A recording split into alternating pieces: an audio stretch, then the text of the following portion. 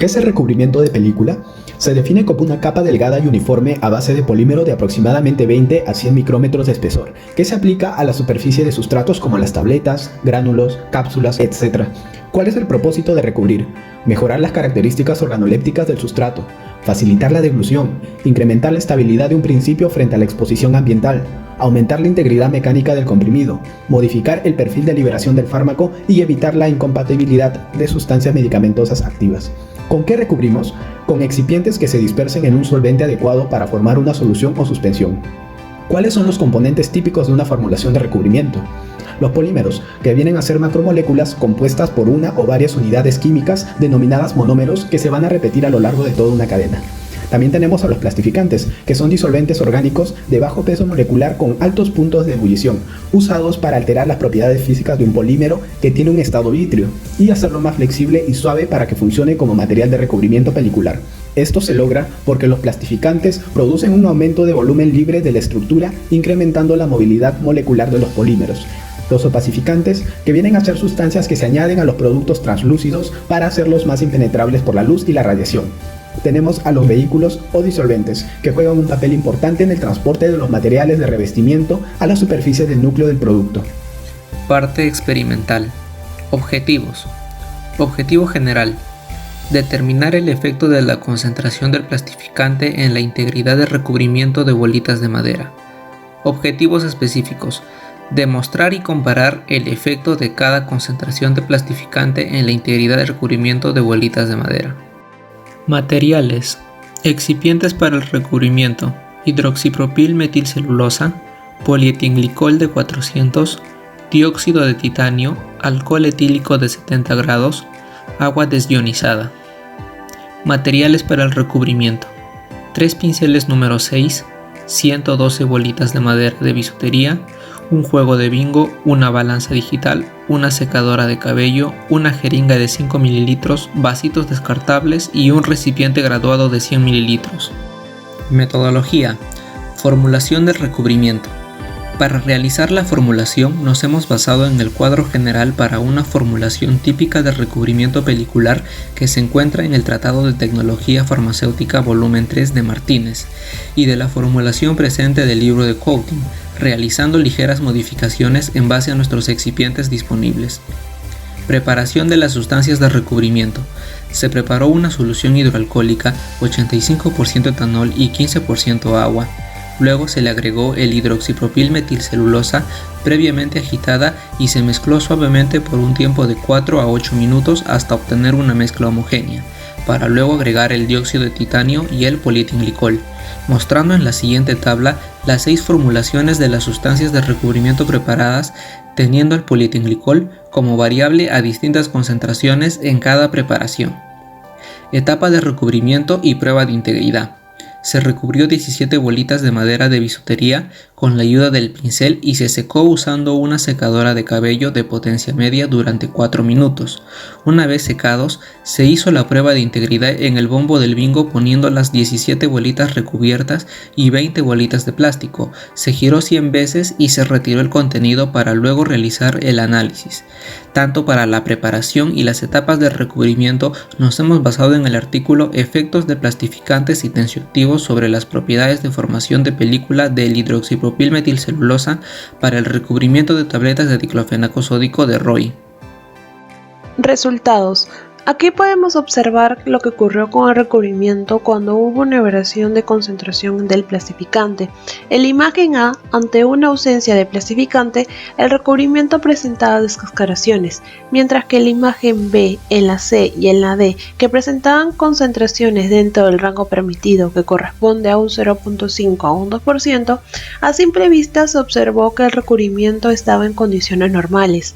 En la imagen E, cuando se usó un 4% de plastificante, el recubrimiento se encontraba pegajoso y arrugado.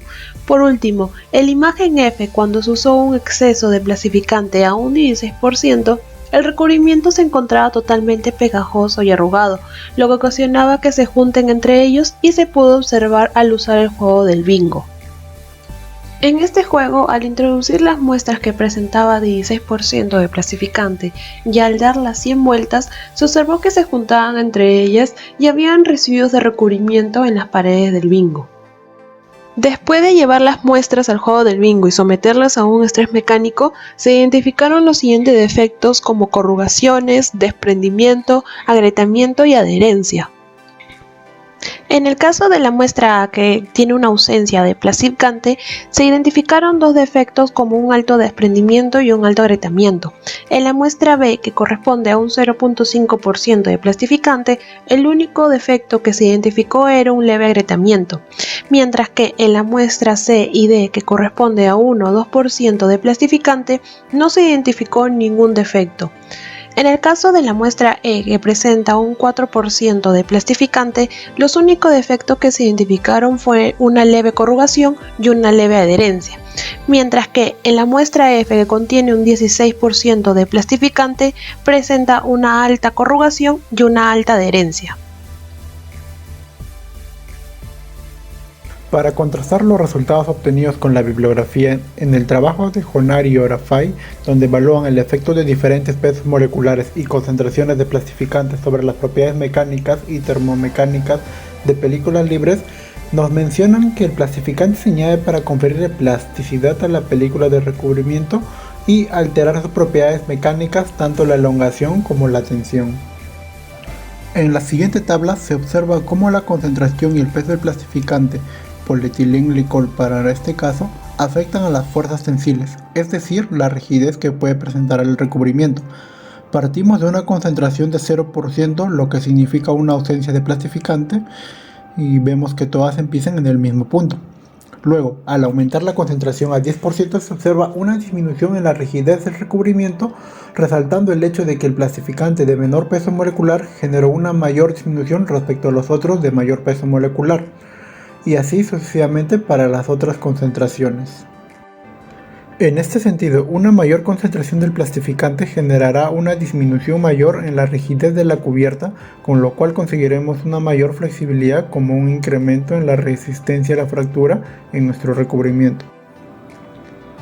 Basándonos en esto, es que en nuestro experimento, al someter una bolita de bisutería recubierta con una solución al 0% de plastificante a un estrés mecánico dentro del bombo del bingo, vemos que la cubierta se ha fracturado y se ha desprendido, dado que carece de esta flexibilidad como resistencia que antes mencionamos.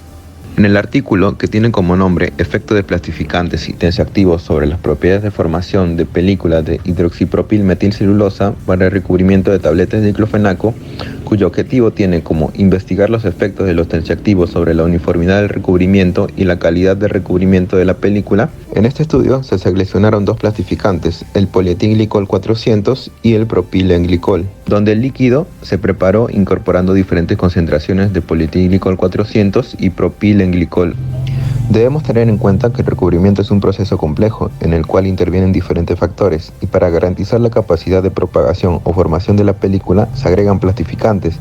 El tipo y la concentración de plastificantes pueden afectar las propiedades de la película. Dentro de los resultados se determinó que a medida que se aumenta la concentración de plastificante, aumenta la viscosidad de la solución de recubrimiento. Existe también una mayor resistencia en la superficie del sustrato y una menor tendencia de las gotas a unirse, lo cual va a hacer que aumente la rugosidad de la superficie. En este sentido, se puede concluir que a medida que la concentración de plastificante aumenta, va a existir una mayor viscosidad, una mayor resistencia a propagarse y una mayor tendencia a sufrir una rugosidad en la superficie. También cabe mencionar que estos tipos de película de recubrimiento tienen un rango promedio para su uso. En ese sentido, una concentración dentro del rango nos va a permitir tener un recubrimiento libre de agrietamiento, libre de piel de naranja, libre de astillamiento, y por otro lado nos va a permitir tener un buen brillo. Con ello, podemos contrastar los resultados de nuestro experimento, cuando se añadió un exceso de plastificante, y con los resultados del artículo, tal cual se ven en las tablas del artículo, que a medida que aumenta la concentración de plastificante, vamos a obtener una mayor rugosidad en la superficie, y también vamos a obtener una mayor tendencia a un efecto pegajoso, tal cual como se vio cuando nosotros añadimos un exceso de plastificante. Conclusiones. Se demostró el efecto de la concentración de plastificante en la integridad de recubrimiento de bolitas usando una alta concentración dentro del rango permitido y la ausencia de plastificante.